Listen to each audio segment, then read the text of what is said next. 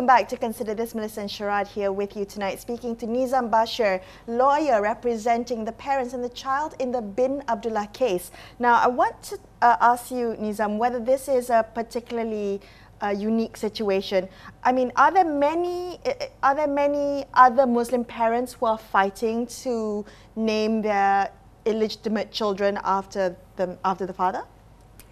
I think it's a significant problem for any community. I don't think it's necessarily unique to non-Muslims. I mean, I've had many phone calls from Muslim parents, and I think perhaps there is a bit more of hesitance to deal with the issue because there's also perhaps the sort of religious backdrop to all of this. Right. And perhaps most parents are unsure how to deal with it, but they know what they want. Yeah? And what they want simply at the end of the day is the ability to give the child a fair go at living their life without being saddled with whatever mistakes they may have committed. Yeah?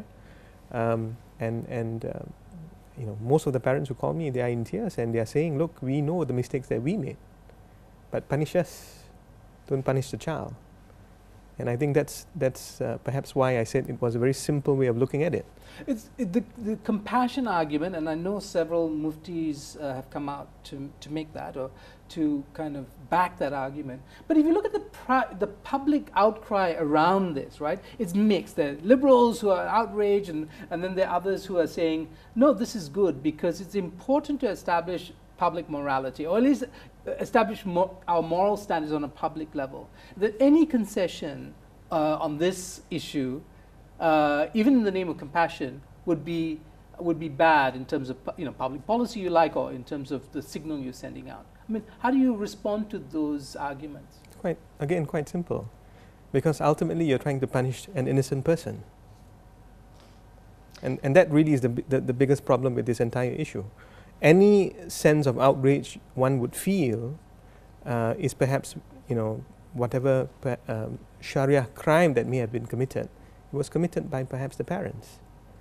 But the child didn't do anything. He didn't ask to be born in this world.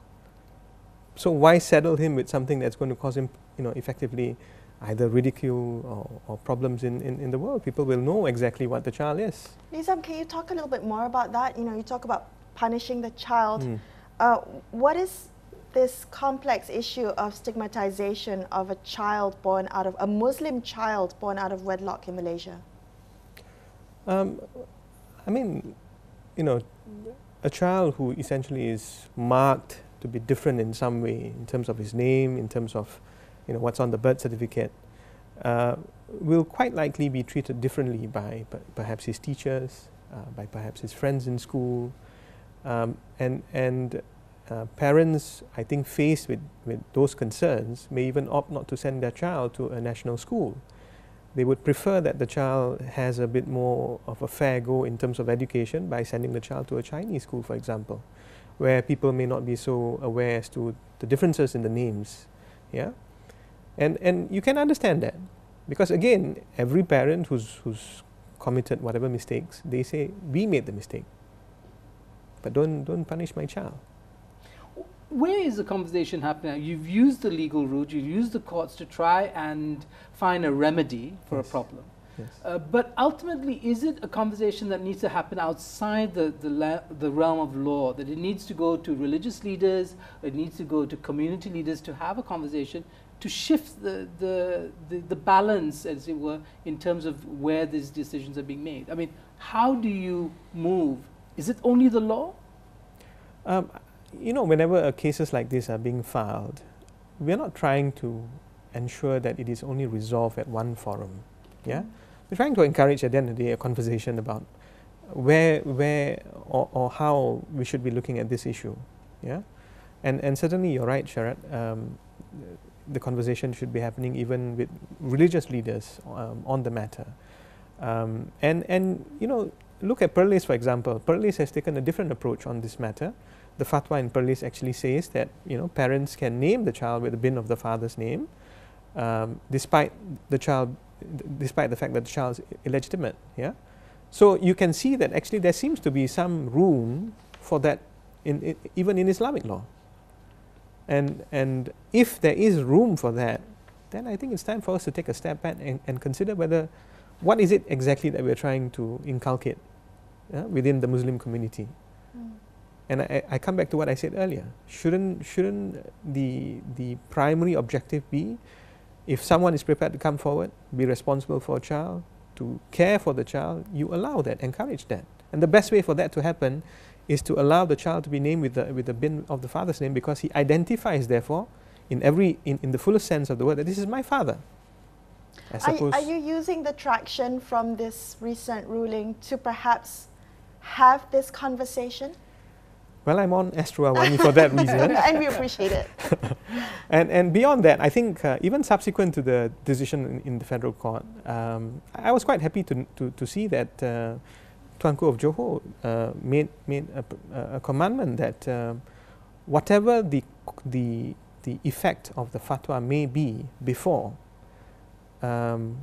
we have to be very careful not to implement it to such an extent that it shames the child and effectively prevents him from having a decent future. I was quite happy to see that, because I think that's a very compassionate approach to the issue. You're looking at the best interest of the child. Where's the resistance coming from? Well, I think, as you pointed out earlier, there's of course the morality argument. We don't want to also similarly encourage people to do things which are contrary to Islamic values. Certainly, if you talk about what it means to be within a family, being married, you certainly must ensure that you have relationships within the bounds of the marriage itself. And so I think whatever outrage that comes, it's coming perhaps from that, the various Quranic verses on the matter as well, about essentially sexual ethics, etc. Yeah. So, but I still think, nevertheless, irrespective of whatever the concerns may be, we have ways to deal with each respectively. And what you're dealing ultimately with is a child who's innocent, who's not done anything. So why punish a child?